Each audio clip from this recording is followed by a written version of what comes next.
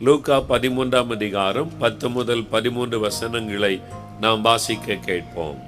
ஒரு ஓய்வு நாளில் அவர் ஜெப ஆலயத்தில் போதகம் பண்ணி கொண்டிருந்தார். அப்பொழுது 18 வருஷமாய் பலவீனப்படுத்தும் ஆவியை கொண்ட ஒரு ஸ்திரீ அங்கே இருந்தாள். அவள் எவ்வளவும் நிமிரக்கூடாத கூனியாய் இருந்தாள். இயேசு அவளை கண்டு தம்மிடத்தில் அழைத்து, ஸ்திரியே, உன் பலவீனத்தினின்று விடுதலையாக்கப்பட்டாய் என்று சொல்லி அவள் மேல் தமது கைகளை வைத்தார். உடனே அவள் நிமிர்ந்து தேவனை மகிமைப்படுத்தினாள். இயேசு ஜெபாலயத்திலே போதகம் பண்ணி கொண்டிருக்கிறார். ஜனங்கள் திரளாய் உட்கார்ந்து அவர் போதகம் பண்ணுவதை கேட்டுக்கொண்டிருக்கிறார்கள். அந்த கூட்டத்திற்கு நடுவிலே தான் அந்த பெண் உட்கார்ந்து இருக்கிறாள். வேதம் சொல்லுகிறது, இயேசு அவளை கண்டார் என்று வேதவசனம் சொல்லுகிறது. இயேசு அந்த பெண்ணை கண்டார். கூனியாக இருக்கிறவர்கள் உட்கார்ந்திருக்கும் போது அவள் கூன் விழுந்தவர்கள் என்று கண்டுபிடிக்கவே முடியாது. எழும்பி நிற்கும் பொழுதுதான் அவள் கூன் விழுந்தவர்கள் என்று கண்டுபிடிக்க முடியும். அந்த பெண் உட்கார்ந்திருக்கும் பொழுது அவள் இப்படி பாதிக்கப்பட்டவள் என்று யாரும் அறிந்து கொள்ள முடியாது. ஆனால் வேதம் சொல்லுகிறது, இயேசு அவளை கண்டார் என்பதாக. அவர் காண்கிற ஒரு தேவன், நம்மை காண்கிற ஒரு தேவன், நம்முடைய வேதனைகளை காண்கிற ஒரு தேவன், பாதிக்கப்பட்டிருக்கிற நம்மை காண்கிற ஒரு தேவன். அந்த கூட்டத்திற்கு நடுவிலும் பாதிக்கப்பட்டோடு நிலைமையிலிருந்து அந்த பெண்ணை இயேசு கிறிஸ்து கண்டார். எனக்கு அன்பானவர்களே, அவருடைய கண்கள் உங்களை நோக்கி பார்க்கிறது. இயேசுடைய கண்கள் பாசத்தோடு உங்களை நோக்கி பார்க்கிறது. பாதிக்கப்பட்ட நிலைமையில் வந்திருக்கிற உங்களை இயேசு கிறிஸ்துடைய கண்கள் நோக்கி பார்க்கிறது. அவர் நம்மை காண்கிற ஒரு தேவன். வேத புஸ்தகத்தில் ஆதியாகமம் 16ஆம் அதிகாரத்தில் ஒரு சம்பவம் எழுதப்பட்டிருக்கிறது. ஆபிரகாம் சாராள் என்று சொல்லக்கூடிய கர்த்தரை நேசித்து அவரை பின்பற்றக்கூடிய ஒரு குடும்பம் இருந்தது. அங்கே ஆகார் என்று சொல்லக்கூடிய ஒரு அடிமை பெண்ணும் இருந்தாள். அவள் அந்த குடும்பத்திலே அந்த ஒரு சில காரணங்கள் நிமித்தமாய் மிகவும் நெருக்கப்பட்டாள். அவளை நேசிக்க, அன்பு காட்ட, புரிந்து கொள்ள யாருமற்ற நிலைமையில் அவள் நெருக்கப்பட்ட அந்த சூழ்நிலையில், இந்த வீட்டில் என்னால் இருக்க முடியாது, இந்த வீட்டில் எனக்கு அன்பு இல்லை, எனக்கு ஆதரவு இல்லை, என்னை நேசிக்க யாரும் இல்லை, நான் ஏன் இந்த வீட்டில் இருக்க வேண்டும்? அவள் அசட்டை பண்ணின காரியம் அவளுடைய சுபாவத்தை உணர்ந்து கொள்ளாதபடி மற்றவர்கள் என்னை புரிந்து கொள்ளவில்லை, எனக்கு அன்பு காட்ட யாரும் இல்லை, நான் ஏன் இந்த வீட்டில் இருக்க வேண்டும், எங்காவது நான் போகட்டும் என்று வீட்டை விட்டவள் வெளியேறிவிட்டாள். வனாந்தரத்திலே அவள் போய்கொண்டிருந்தாள் என்று வேதம் சொல்லுகிறது. வனாந்தரம் என்பது ஆள் நடமாட்டம் இல்லாத ஒரு இடம். இந்த நாட்களில் வனாந்தரத்தை கடந்துதான் குறிப்பிட்ட இடங்களுக்கு செல்ல முடியும். அப்படிப்பட்ட வனாந்தரத்தில் அவள் நடந்து போய்கொண்டிருக்கிறாள். அவள் வெளியேறின பிறகுதான் யோசிக்கிறாள், நான் எங்கு போவது, யாரிடத்தில் போவது, யார் எனக்கு ஆதரவு கொடுப்பார்கள் என்று உள்ளத்தில் ஒரு வேதனை. வீட்டை விட்டு வெளியேறி வந்து விட்டாள். அடுத்து என்ன செய்வது என்று அவளுக்கு தெரியவில்லை. அவள் ஒரு கர்ப்ப ஸ்திரீ என்பதாக வேதம் சொல்லுகிறது. அவளுடைய கர்ப்பத்திலே குழந்தை. அந்த கர்ப்பம் அடைந்த நிலைமையில் தனியாக இந்த வனாந்தரத்தில் நடந்து போகிறாள். அழுது கொண்டே அவள் போயிருக்க வேண்டும். இந்த வீட்டில் என்னை புரிந்து கொள்ள, நேசிக்க யாரும் இல்லை. அடுத்து எங்கு போவதென்றும் எனக்கு தெரியவில்லை. எனக்கு யார் இருக்கிறார்கள், யார் எனக்கு ஆதரவு கொடுப்பார்கள், யாரிடத்தில் நான் போவேன், என் வேதனைகளை யார் புரிந்து கொள்ளுவார்கள்? அப்படிப்பட்ட ஒரு வேதனையோடு அழுது கொண்டே அவள் சென்றிருக்க வேண்டும். அந்த வனாந்தரத்தில் தனிமையாய் அழுது கொண்டே போகும் பொழுது திடீரென்று ஒரு அன்பான குரல் கேட்கிறது. சாராயின் அடிமை பெண்ணாய் இருக்கிற ஆகாரே, பெயர் சொல்லி அவளை அழைக்கிற ஒரு சத்தம். நீ எங்கிருந்து வருகிறாய், நீ எங்கே போய்கொண்டிருக்கிறாய் என்று பாசத்தோடு அழைத்து விசாரிக்கிற ஒரு சத்தத்தை கேட்டாள். அவள் சுற்றுமுற்றும் பார்க்கிறாள். வனாந்தரத்தில் யாரும் இல்லை. ஆள் நடமாட்டத்தை காண முடியவில்லை. தனிமையாக இந்த வனாந்தரத்தில் நான் போகிறேன், யாரோ என்னை பெயர் சொல்லி பாசத்தோடு அழைக்கிறார்கள் என்று நோக்கி பார்த்தால் ஒரு மனிதரை காண முடியவில்லை. அப்பொழுது தேவன் தன்னை அழைப்பதை அவள் அறிந்து கொண்டாள். ஆண்டவர் அவளோடு பேசுகிறார். நீ திரும்பி போ, உன் வீட்டிற்கு திரும்பி போ, உன் வீட்டில் போய் அடங்கி இரு, நான் உன்னை ஆசீர்வதிப்பேன், உன் சந்ததியை பெருக பண்ணுவேன் என்று ஆண்டவர் ஆறுதலாக அவளோடு பேசுகிறார். அவருடைய உள்ளத்தில் இந்த துக்கம் மாறிவிட்டது. என்னை புரிந்து கொள்ள யாருமில்லை என்று நான் நினைத்தேன். ஆனால் வானத்தை பூமியை உண்டாக்கின தேவன் என்னை புரிந்து கொள்ளுகிறவர், என்னை நேசிக்க யாருமில்லை என்று நான் எண்ணினேன். ஆனால் ஆண்டவர் என் மீது இவ்வளவு அன்பு கூர்ந்தாரே என்று அவருடைய உள்ளத்தில் இந்த துக்கம் மாறுகிறது, அந்த வேதனை நீங்குகிறது, அவள் மகிழ்ச்சி அடைகிறாள். அப்பொழுது ஆண்டவருக்கு அவள் அழகான ஒரு பெயரை சூட்டுகிறாள். ஆதியாகமம் 16ஆம் அதிகாரம் 13ஆம் வசனத்தில் அது சொல்லப்படுகிறது. என்னை காண்கிற அந்த ஆண்டவரை நானும் இந்த இடத்தில் கண்டேன், அவருடைய சத்தத்தை நான் கேட்டேன், நானும் அவரை கண்டேன். அவர் என் துக்கத்தை மாற்றிவிட்டார், என் வேதனைகளை மாற்றிவிட்டார், என்னுடைய உள்ளத்தில் இந்த காயங்களை மாற்றிவிட்டார். அந்த ஆண்டவரை என் கண்கள் கண்டதே என்று சொல்லி நீர் என்னை காண்கிற தேவன் என் ஆண்டவருக்கு பெயரிட்டாள். நீர் என்னை காண்கிற தேவன். மனிதர்களின் வேதனை காணவில்லை, என் வீட்டில் இருந்தவர்கள் என்னை புரிந்து கொள்ளவில்லை, நான் ஒரு அனாதையை போல எங்கு நான் போவதென்று கலங்கி கொண்டிருந்தேனே, என்னை காண்கிற ஒரு தேவன் உண்டு என்பதை அறிந்து கொண்டேன். அவருடைய உள்ளத்தில் ஒரு பெரிய மகிழ்ச்சி. ஆண்டவருக்கு ஒரு அருமையான பெயரை சூட்டினாள், நீர் என்னை காண்கிற தேவன். எனக்கு அன்பானவர்களே, இன்றைக்கு உங்களுடைய வாழ்க்கையில் ஒரு வனாந்தரத்தின் பாதையில நீங்கள் போய்கொண்டிருக்கலாம். என் கணவர் கூட என்னை புரிந்து கொள்ளுவது இல்லை, என் மனைவி கூட என்னை விளங்கிக் கொள்ளுவது இல்லை, என் பெற்றோர் கூட என்னையே குறை சொல்லி குற்றம் பிடித்து வேதனைப்படுத்துகிறார்கள், என் பிள்ளைகள் கூட எனக்கு உதவி செய்வது இல்லை, ஒரு அனாதையை போல நான் மாற்றப்பட்டு விட்டேனே, நான் எங்கு போவது, யாரிடத்தில் போவது, எங்கு எனக்கு ஒரு ஆறுதல் கிடைக்கும், எங்கு எனக்கு ஒரு அடைக்கலம் கிடைக்கும், ஐயோ என் வேதனைகளை புரிந்து கொள்ள யார் இருக்கிறார்கள்? இப்படிப்பட்ட ஒரு மன வேதனையோடு ஒரு வனாந்தர பாதையிலே நீங்கள் நடந்து கொண்டிருக்கலாம், உடைய வேதனையின் பாதையிலே நீங்கள் நடந்து கொண்டிருக்கலாம்.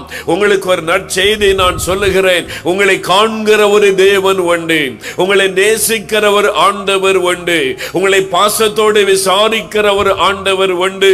அவர் ஆண்டவர் இயேசு கிறிஸ்து. உங்களோடு தான் அவர் பேசிக் கொண்டிருக்கிறார். உங்களுடைய துக்கத்தை சந்தோஷமாய் மாற்ற உங்களை சந்தித்துக் கொண்டிருக்கிறார். அவர் உங்களுடைய வேதனைகளை காண்கிற ஒரு ஆண்டவர், உடைய வேதனைகளை காண்கிற ஒரு ஆண்டவர். யாத்திராகமம் 3ஆம் அதிகாரம் 7ஆம் வசனத்தை நீங்கள் வாசிக்கும் போது, மோசே என்ற ஒரு மனிதனை தேடி ஆண்டவர் இறங்கி வருகிறார். வானாதி வானங்களும் கொள்ளாத சர்வ வல்லமுள்ள தேவன் மோசே என்ற ஒரு மனிதன், அந்த மனிதனை சந்திக்க அவர் இறங்கி வருகிறார். ஆண்டவர் வந்து அவனோடு பேசுகிறார், தன்னை அறிமுகப்படுத்தி கொண்டு ஆண்டவர் பேசுகிறார். எகிப்து தேசத்தில் என் ஜனங்கள் படுகிற உபத்திரவத்தை நான் கண்டேன், அவள் படுகிற உபத்திரவங்கள் பாடுகளை நான் கண்டேன், அவளை நான் விடுதலையாக்கும்படி இறங்கினேன் என்பதாக ஆண்டவர் சொல்லுகிறார். எனக்கு அன்பானவர்களே, எகிப்து தேசத்தில் இஸ்ரவேல் மக்கள் மிகுந்த நெருக்கத்தை வேதனையும் அனுபவித்துக் கொண்டிருந்தார்கள். எங்களுக்கு ஒரு விடுதலை இல்லையா என்று ஏங்கிக் கொண்டிருந்தார்கள். என்றைக்கு எங்களுடைய துக்கம் மாறும், இந்த அடிமதனத்தொன்று விடுதலை கிடைக்கும் என்று கலங்கி நின்றார்கள். ஆண்டவர் மனம் இறங்கினார். மோசையை ஆண்டவர் வந்து சந்தித்து, என் ஜனங்களுடைய உபத்திரவத்தை நான் கண்டேன், நீ வாவளை விடுதலை ஆக்கட்டும் என்று ஆண்டவர் பேசுகிறதை பார்க்கிறோம். உபத்திரவத்திற்கு நடுவில் இருக்கிறீர்களா? உங்களுடைய வீட்டிற்குள்ளே உபத்திரவம், வேலை செய்கிற இடத்திலே உபத்திரவம், வாழ்கிற இடத்திலே உபத்திரவம், மனிதர்களால் நெருக்கப்பட்ட ஒரு சூழ்நிலை. இந்த உபத்திரவத்தில் வாழ்வதை விட மரித்து விட்டால் நல்லது என்று அடிக்கடி மனம் சோர்ந்து போன நிலைமையில் கலங்குகிறீர்களா? உங்களுடைய உபத்திரவத்தை காண்கிற ஒரு தேவன் உண்டு. என்றைக்கும் அந்த உபத்திரவத்தில் ஆண்டவர் உங்களை வைக்கப் போவதில்லை. அந்த உபத்திரவத்தில் இந்த விடுதலையாக்கு உங்களை மகிழச் செய்ய ஆண்டவர் விரும்புகிறார். உங்களை துக்கப்படுத்துகிற அந்த உபத்திரவத்தில் இந்த விடுதலை ஆக்கி உங்கள் துக்கத்தை சந்தோஷமாய் மாற்ற ஆண்டவர் இன்றைக்கு உங்களை சந்தித்துக் கொண்டிருக்கிறார். உபத்திரவத்தை காண்கிற ஒரு தேவன். அது மாத்திரம் அல்ல, ஏசாயா 38ஆம் அதிகாரம் 5ஆம் வசனத்தை நீங்கள் வாசித்து பாருங்கள். எசேக்கியா என்கிற ஒரு ராஜா, இஸ்ரவேல் தேசத்திற்கே ஒரு பெரிய ராஜா. அவர் வியாதிப்பட்டு மரண படுக்கையிலானார். ஒரு தேசத்தின் ராஜா வியாதிப்பட்டு விட்டால் அந்த தேசம் எங்கும் இருக்கிற பிரபலமான வைத்தியர்கள் வரவழைக்கப்படுவார்களே. எல்லாரும் வந்து வைத்தியம் செய்து பார்த்தார்கள். ராஜாவிற்கு சுகம் உண்டாகவில்லை. வியாதியின் வேதனை ஒரு பக்கம், மரணம் அவரை நெருங்கி கொண்டிருந்தபடியால் அந்த மரண வேதனை ஒரு பக்கம். வேதம் சொல்லுகிறது, மனம் கசந்து தேவ சமூகத்தில் அழுதார். அவர் ஆண்டவருடைய பாதபடியில் மிகவும் அழுதார். ஆண்டவரை நோக்கி அவர் கண்ணீர் விட்டு அந்த படுக்கையில் இருந்து கொண்டு கதறினார். வியாதியின் வேதனை ஒரு பக்கம் என்னை அழுத்துகிறது, மரணம் என்னை நெருங்கி கொண்டிருக்கிறது ஆண்டவரே என்று சொல்லி ஆண்டவரை நோக்கி அவர் கண்ணீர் விட்டு கதறினார். அவர் அழுது அப்படி கதறி ஜெபித்த பொழுது என்ன நடந்தது? வேதத்தில் நாம் வாசிக்கிறோம். அப்பொழுது தேவனுடைய கண்ணீரை கண்டார். 5ஆம் வசனத்தில் நாம் வாசிக்கும் பொழுது, உன் கண்ணீரை நான் கண்டேன், உன் விண்ணப்பத்தை நான் கேட்டேன் என்று ஆண்டவர் சொல்லி அவருடைய வியாதி படுக்கையை மாற்றுகிறார். அந்த மரண படுக்கையை மாற்றுகிறார். ஆண்டவர் ஒரு அற்புதம் செய்தவரை மகிழ பண்ணுகிறார். இன்றைக்கு நீங்கள் கண்ணீரோடு உங்களுடைய வாழ்க்கையிலே கடந்து போய்கொண்டிருக்கலாம். மனுஷர்களால் வந்த நிந்தைகள் நிமித்தம், நெருக்கங்களின் நிமித்தம், அல்லது சரீரத்தில் ஒரு வியாதியின் நிமித்தம், ஒரு வேதனை நிமித்தம் கண்ணீரோடு நீங்கள் நாட்களை கழித்துக் கொண்டிருக்கலாம். அவர் உங்களுடைய கண்ணீரை காண்கிற ஒரு தேவன், உங்களுடைய கண்ணீரை துடைப்பதற்காக அற்புதம் செய்கிற ஒரு தேவன், உங்களுடைய கண்ணீரை மாற்றி உங்களை மகிழ பண்ணுவதற்காக ஒரு விடுதலை கொடுக்கிற ஒரு தேவன்.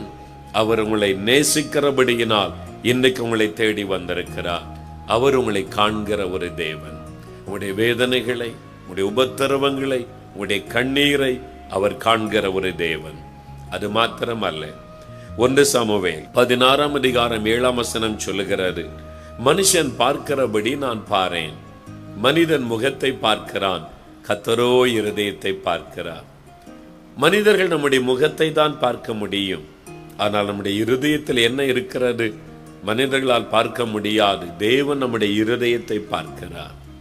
உங்களுக்கு ஒரு அற்புதம் செய்வதற்கு முன்பாக உங்களுடைய இருதயத்தை ஆண்டவர் நோக்கி பார்க்கிறார். உங்களுக்கு ஒரு சுகத்தை கொடுப்பதற்கு முன்பாக, உங்களுக்கு ஒரு விடுதலை கொடுப்பதற்கு முன்பாக அவர் உங்களுடைய இருதயத்தை நோக்கி பார்க்கிறார். உங்களுடைய இருதயம் எப்படிப்பட்டதா இருக்கிறது என்று ஆண்டவர் இருதயத்தை சோதித்தறிகிற தேவன் என்பதாக வேதம் சொல்லுகிறார். நம்முடைய இருதயத்தை அவர் நோக்கி பார்க்கிற தேவன். இந்த இருதயம் எப்படிப்பட்டதா இருக்கிறதா? இயேசுதான் மனுஷனுடைய இருதயத்தில் இருப்பதை அறிந்த தேவன் என்று யோவான் 2ஆம் அதிகாரம் 25ஆம் வசனத்தில் நாம் வாசிக்கிறோம். ஒரு மனிதனை ஆண்டவர் பார்த்தவுடன் அவன் இருதயம் இப்படிப்பட்டது என்பதை இயேசு அறிந்து கொண்டார். ஆகவே மனுஷனுடைய இருதயம் எப்படி இருக்கிறது என்று இயேசுவை சொல்லுகிறார். மார்க் 7ஆம் அதிகாரம் 21ஆம் வசனம் முதல் வாசித்தால், இந்த மனுஷனுடைய இருதயத்திற்குள்ளிருந்து பொல்லாத சிந்தனைகள், விபச்சாரம், வேசித்தனம், அசுத்தம், காமவிகாரம், வன்கண், தூஷணம், பெருமை, மதிகேடு புறப்பட்டு வரும். இவைகள் உள்ளத்திலிருந்து புறப்பட்டு மனிதனை தீட்டுப்படுத்தும். இந்த மனுஷனுடைய இருதயத்திற்குள்ள இப்படிப்பட்ட பாவங்கள் புறப்பட்டு வருகிறது. பெருமை, பொறாமை, எரிச்சல், கோபம், வைராக்கியம், சண்டைகள், பகைகள், இப்படிப்பட்ட பாவ சுபாவங்கள் புறப்பட்டு வந்து மனிதனை தீட்டுப்படுத்துகிறது, வேதனைப்படுத்துகிறது என்று இயேசு சொல்லி இருக்கிறது வேதத்தில் பார்க்கிறோம். ஆகவே நான் இயேசு இருதயத்தை நோக்கி பார்க்கிறார். உங்களுடைய இருதயம் எப்படிப்பட்டதா இருக்கிறது என்று ஆண்டவர் பார்க்கிறார். திருக்குள்ள அந்த இருதயத்தை எனக்கு தாய் என்று ஆண்டவர் கேட்கிறார். நம்முடைய இருதயத்தில் அவருக்கு இடம் கொடுக்க வேண்டும் என்று கேட்கிறார். அவர் நம்முடைய பொன்னையோ பொருளையோ கேட்கவில்லை, உன் இருதயத்தை எனக்கு தா. ஏன் ஆண்டவர் அப்படி கேட்கிறார்? அதுதான் பாவம் நிறைந்தது, அதுதான் திருக்கொள்ளது. அந்த இருதயத்தை நான் புது இருதயமாய் மாற்றுகிறேன். அந்த இருதயத்தில் இருக்கிற பாவங்களை நான் மாற்றி என்னுடைய இரத்தத்தினால் உன் இருதயத்தை கழுவி உனக்கு ஒரு பரிசுத்தமுள்ள வாழ்க்கை தருகிறேன். உன் இருதயத்தை எனக்கு தா என்று ஆண்டவர் கேட்கிறார். உங்களுடைய இருதயத்தை இயேசுவுக்கு கொடுத்திருக்கிறீர்களா? உங்களுடைய இருதயத்தில் அவருக்கு இடம் கொடுத்திருக்கிறீர்களா என்று யோசித்து பாருங்கள். அவருக்கு மறைவானது ஒன்றுமில்லை, அவர் சகலத்தையும் அறிந்தவர். எனக்கு தெரிந்த ஒரு ஊழியக்காரர் உண்டு. ஒரு சமயம் அவரிடத்தில் ஜெபம் பண்ணுவதற்கு ஒரு தாயார் தன்னுடைய மகளை அழைத்து கொண்டு வந்தார்கள். அந்த தாயார் தன்னுடைய மகளுக்குடைய திருமண காரியத்திற்காக ஜெபிக்க வேண்டும் என்று அந்த ஊழியக்காரிடத்திலே கேட்டுக்கொள்ள, யா என் மகளுக்காக ஜெபம் செய்யுங்க, அவளுக்கு திருமண காரியம் நடக்க வேண்டும், எவ்வளோ நாங்கள் பிரயாசப்படுகிறோம், இன்னும் வாய்க்கவில்லை, ஒரு நல்ல வாழ்க்கை துணை அமைய ஜெபம் பண்ணுங்கள் என்று கேட்டார்கள். சரியம்மா, நான் ஜெபம் பண்ணுகிறேன் என்று அவர் ஜெபிக்க கண்களை மூடினார். ஒரு நிமிடம் அமைதியாய் இருந்தவர் கண்ணை திறந்து சொன்னார், உங்கள் மகளுக்குத்தான் திருமணம் முடிந்து விட்டதே, பின் எதற்கு என்னை ஜெபம் பண்ண சொல்லுகிறீர்கள் என்பதாக கேட்டார். அந்த தாயார் அதிர்ச்சி அடைந்தார்கள். ஐயா, என்ன சொல்லுகிறீர்கள்? என் மகள் படித்து முடித்து ஒரு கம்பெனியில வேலை செய்கிறாள், இன்னும் அவளுக்கு திருமணமாகவில்லை, நாங்களும் சில வருஷமாய் பிரயாசப்படுகிறோம், இன்னும் திருமண காரியம் நடக்கவில்லை, அதற்குத்தானே ஜெபிக்க வந்திருக்கிறோம் என்று சொன்னார்கள். அந்த ஊழியக்காரர் சொன்னார், நான் சொல்லவில்லை, இயேசு எனக்கு சொல்லுகிறார் இந்த மகளுக்கு திருமணம் முடிந்து விட்டது என்பதாக. இந்த தாயார் அழ ஆரம்பித்தார்கள். நீங்கள் என்ன சொல்லுகிறீர்கள்? என் மகளுக்கு இன்னும் திருமணம் ஆகவில்லை, எப்படி நீங்கள் அப்படி சொல்ல முடியும் என்று அழ ஆரம்பித்தார்கள். அந்த ஊழியக்காரர் அமைதியாய் சொன்னார், உங்களுடைய மகளை கேளுங்கள் என்பதாக அவர் கை நீட்டினார். அந்த தாயார் அப்பதான் மகளை திரும்பி பார்த்தபோது அவள் தலை குனிந்து அழுது கொண்டிருந்தாள். அப்போதான் ஒரு ரகசியம் வெளிப்பட்டது. பெற்றோருக்கே தெரியாமல், வீட்டுக்கே தெரியாமல் அவள் ஒரு வாலிபனை நேசித்து ரெஜிஸ்டர் ஆபீஸுக்கு போய் சில மாதங்களுக்கு முன்பாக திருமணமே செய்து கொண்டு அவள் ஒரு குடும்பம் நடத்தி கொண்டே இருக்கிறாள். வீட்டிலிருந்து நல்ல பிள்ளை போல ஆபீஸுக்கு புறப்பட்டு போவாள், மாலையிலே நல்ல பிள்ளை போல வந்து விடுவாள். ஆனால் ரகசியமாய் அவள் ஒரு குடும்பத்தை நடத்தி கொண்டிருந்தது பெற்றோருக்கே தெரியாது. இதுவரைக்கும் பெற்றோர் உறவினர்கள் எல்லாரையும் அவள் ஏமாற்றி விட்டாள். ஆனால் இயேசுவை ஏமாற்ற முடியவில்லை. அவர் இருதயத்தை கூட அறிந்தவர், ரகசியங்களை அறிந்தவர், நம்முடைய நினைவுகளை கூட தூரத்தில் இருந்து அறிகிறார் என்று வேதம் சொல்லுகிறது. அவருக்கு மறைவானது ஒன்றுமில்லை. எபிரேயர் 4:13 சொல்லுகிறது, சகலமும் அவருக்கு முன்பாக வெளியரங்கமாக இருக்கிறது. உங்களுடைய வாழ்க்கையின் ரகசியங்கள் அவருக்கு தெரியும், அந்தரங்கங்கள் அவருக்கு தெரியும், நீங்கள் செய்கிற பாவங்கள் அவருக்கு தெரியும். அவருக்கு மறைவானது ஒன்றுமில்லை. ஆகவேதான் ஆண்டவர் சொல்லுகிறார், தன் பாவத்தை மறைக்கிறவன் வாழ்வடைய மாட்டான், அவைகளை ஆண்டவரிடத்திலே அறிக்கை செய்து விட்டு விடுகிறவன் இரக்கம் பெறுவான். பாவத்தை உணர்ந்து ஆண்டவரே நான் பாவம் செய்து விட்டேன் மன்னியும் என்று வரும் பொழுது ஆண்டவரை இறங்கி அவனுக்கு மன்னிப்பை கொடுக்கிறார். பாவத்தை மூடி மூடி மறைத்து ஏமாற்றுகிறவனை ஆண்டவர் ஆசீர்வதிக்க முடியாது, ஆண்டவரை ஏமாற்றவே முடியாது. அவர் சகல ரகசியங்களையும் அறிந்தவர். உன் கண்ணின் பார்வை ஆண்டவர் அறிவார், உன் சிந்தனைகளை ஆண்டவர் அறிவார், எல்லாவற்றையும் அறிந்தவர். ஆகவே அந்த பாவங்களை விட்டு நம்ம மனம் திரும்ப வேண்டும், அப்பொழுது ஆண்டவர் அற்புதம் செய்வார். இன்றைக்கு ஆண்டவர் தன் செய்தியின் மூலம் உங்களோடு பேசி இருக்கிறார் இல்ல? இது உங்களுக்கான தேவ செய்தி. ஆண்டவரை நேரடியாக அவங்கள்ட்ட பேசி இருக்கிறார். அவர் பாவத்திலிருந்து விடுதலை கொடுக்கிறவர். இன்னைக்கு பாவம் தான் உங்களுடைய பிரச்சனை. இப்ப நம்ம ஜெபிக்க போறோம். இயேசு விடுதலை தருவார். என்ன பாவம்? மதுபானமா, சூதாட்டமா, போதை வஸ்துகளா, கோபமா, எரிச்சலா, வைராக்கியமா, ஏதோ ஒரு பாவ குணம் தப்புன்னு தெரியுது, மாற்றிக்கொள்ள முடியல. நீங்க உங்களை மாற்ற முடியாது, ஆனா இயேசு உங்களை மாற்ற முடியும். அதுக்கு தான் அவர் சிலுவையிலே மரித்தார். விசுவாசத்தோடு ஜெபித்தா போறோம். எந்த பகுதியில் உங்களுக்கு மாற்றம் வேணும், விடுதலை வேணும், நீங்க முதல்ல அதை தீர்மானிக்கணும். எனக்கு இந்த பாவம், இந்த ரகசிய பாவம், இது யார்கிட்டேன்னு சொல்ல முடியாது, என்னை பாதிக்குது, எனக்கு விடுதலை வேணும். இப்போ ஜெபிங்க, இயேசு விடுதலை தருவார். விடுதலை வேண்டுன்றவங்க முழங்கால் படியிடுங்க, அல்லது உங்களுடைய இருதயத்தில் கை வச்சு, இயேசுவே இந்த பாவம், பாவ பழக்கம், பாவ சுபாவம், பாவ குணம், அதுலேருந்து எனக்கு விடுதலை தாங்கன்னு கேளுங்க. தகப்பனே, இந்த சகோதரனை பாரும், இந்த சகோதரியை பாரும், எனக்கு இந்த பாவத்தில் இந்த விடுதலை வேணும். இந்த பாவை என்னை அடிமையாக்கி வச்சிருக்கிறது, இந்த பாவ பழக்கம், பாவ சுபாவம், பாவ குணம், ஐயோ என்னை அடிமையாக்கி வேதனைப்படுத்துகிறாரு. இயேசுவே விடுதலை தாரும். இந்த பாவத்தின் வல்லமையிலிருந்து விடுதலை ஆக்கும். என் பாவ குணத்தை மாற்றும். எனக்கு ஒரு விடுதலையும் பரிசுத்தமும் வரட்டும் என்று யார் யார் இப்பொழுது ஜெபிக்கிறார்களோ ஒவ்வொரு சகோதரனுக்காக, சகோதரிக்காக ஜெபிக்கிறேன். இந்த வாலிப தம்பிக்காக, வாலிப மகளுக்காக ஜெபிக்கிறேன். இயேசு கிறிஸ்துவின் ரத்தம் சகல பாவங்களை நீக்கி சுத்திகரிக்கும் என்ற வார்த்தையின்படி உம்முடைய ரத்தத்தின் வல்லமை அவர்களுக்குள் இறங்கட்டும். ஒரு சுத்திகரிப்பு உண்டாகட்டும். இயேசு கிறிஸ்து விடுதலையாக்கினால் மெய்யாகவே விடுதலை ஆவீர்கள் என்ற வார்த்தையின்படி இன்றைக்கு இயேசு கிறிஸ்துவின் நாமத்தில் விடுதலை உண்டாகட்டும். அந்த பாவ கட்டுகள் அறுக்கப்படட்டும் இயேசுவின் நாமத்தில். அந்த பாவ சுபாவங்கள் மாறட்டும் இயேசுவின் நாமத்தில். ஒரு பரிசுத்தம், தெய்வீக சுபாவம் அவர்களுக்குள்ளே வரட்டும். அந்த பாவத்தை கொண்டு வருகிற பொல்லாத ஆவிகளை இயேசுவின் நாமத்தில் நான் கடிந்து கொள்கிறேன். அந்த அசுத்த சிந்தனைகளையும், அசுத்தமான பாவத்தை கொண்டு வருகிற அசுத்த ஆவிகளை இயேசுவின் நாமத்தில் நான் கடிந்து கொள்கிறேன். விடுதலை உண்டாகட்டும், நல்ல ஒரு மாற்றம் உண்டாகட்டும். இன்று முதல் ஒரு பரிசுத்த சிந்தையும் பரிசுத்த எண்ணமும் அவளுக்குள்ளே வரட்டும். இனி எந்த பாவத்தை செய்யாதபடி பரிசுத்தத்திலே காத்துக்கொள்ளும். ஆண்டவரே, உம்முடைய பிள்ளைகள் பாவத்தை அறிக்கையிட்டு செய்துட்டாங்க. என்னென்ன ஆசீர்வாதத்துக்கு இந்த பாவம் தடையா இருந்ததோ அந்த தடையெல்லாம் விலகட்டும். அவளுக்கு நல்ல சுகத்தை கொடும். அவளுடைய படிப்பில் ஆசீர்வதித்த உயர்த்தும். காரியங்களை வாய்க்க பண்ணும். அவளுக்கு வெற்றிகளை கொடுத்த ஆசீர்வதியும். அவளை துக்கப்படுத்துகிற போராட்டங்கள் நீங்கி வெற்றியும் ஆசீர்வாதம் உண்டாகட்டும். இன்றைக்கே ஒரு அற்புதத்தை கண்டு மகிழட்டும். இயேசு கிறிஸ்துவின் நாமத்தில் ஜெபிக்கிறோம் பிதாவே, ஆமென்.